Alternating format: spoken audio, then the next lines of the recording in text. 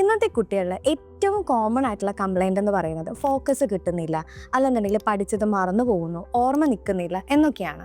പക്ഷേ ടീച്ചേഴ്സും പാരൻസും പറയുന്നത് കുട്ടികൾക്ക് ടാലൻസ് ഇല്ലാഞ്ഞിട്ടല്ല, അവർ പഠിക്കാഞ്ഞിട്ടാണ് എന്നൊക്കെയാണ്. രണ്ടും കൂടി ക്ലബ്ബ് ചെയ്യുമ്പോൾ നമുക്ക് മനസ്സിലാക്കാൻ പറ്റുന്നത് കുട്ടികൾ പഠിക്കാത്തത് കൊണ്ടോ അവർക്ക് ടാലൻറ്റ് ഇല്ലാത്തത് കൊണ്ടോ അല്ല, അവർ മറന്നു പോകുന്നുണ്ട് എന്നും തന്നെയാണ്. അപ്പോൾ അത് എന്താണെന്ന് വെച്ച് കഴിഞ്ഞാൽ അവരുടെ ബ്രെയിൻ ഓവർ സ്റ്റിമുലേറ്റഡ് ആണ്. അതിൽ പല കാര്യങ്ങളുണ്ട്. ചിലപ്പോൾ ആങ്ഷ്യസ് തോട്ട് ആവാം, അല്ലെങ്കിൽ സ്ലീപ്പ് സൈക്കിളിൻ്റെ ഡിസോർഡർ ആകാം, അങ്ങനെ ഒരുപാട് പ്രോബ്ലംസ് ഉണ്ട്. അപ്പോൾ ഇതൊക്കെ നമുക്കൊന്ന് ഓവർകം ചെയ്യണമെന്നുണ്ടെങ്കിൽ നല്ല രീതിയിലുള്ള മെഡിറ്റേഷൻസ്, ബ്രെയിൻ ജിം ഇതൊക്കെ പ്രൊവൈഡ് ചെയ്യുകയാണെന്നുണ്ടെങ്കിൽ അവരുടെ പ്രീഫ്രണ്ടൽ കോർട്ടോക്സ് അടിപൊളിയായിട്ട് ഡെവലപ്പ് ചെയ്യും. സ്ലോ ആയിട്ടുള്ള കാം ആയിട്ടുള്ള രീതിയിൽ എല്ലാ കാര്യങ്ങളും ഗ്രാസ്പ് ചെയ്യാനായിട്ട് കപ്പാസിറ്റിയും കൊടുക്കും.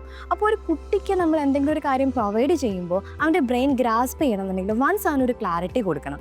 എന്നാൽ മാത്രമാണ് എല്ലാം ഗ്രാസ്പ് ചെയ്യാൻ പറ്റുള്ളൂ. അപ്പം നേരത്തെ പറഞ്ഞ ആക്ടിവിറ്റീസ് എല്ലാം തന്നെ സയൻറ്റിഫിക്കലി പ്രൂവണുമാണ്. അപ്പോൾ ഇങ്ങനെയുള്ളൊരു പ്രോബ്ലം നമ്മുടെ മക്കൾക്ക് ഉണ്ടെന്നുണ്ടെങ്കിൽ നല്ല രീതിയിലുള്ള ഗൈഡഡ് മെഡിറ്റേഷൻസ്, ബ്രെയിൻ ജിംസ്, അതുപോലെ തന്നെ മെമ്മറി ബൂസ്റ്റിംഗ് ടെക്നിക്സ് ഇതൊക്കെ മക്കളെ കൊണ്ട് പ്രാക്ടീസ് ചെയ്യിപ്പിക്കണം. അത് ഭയങ്കര നിർബന്ധമുള്ള കാര്യമാണ്.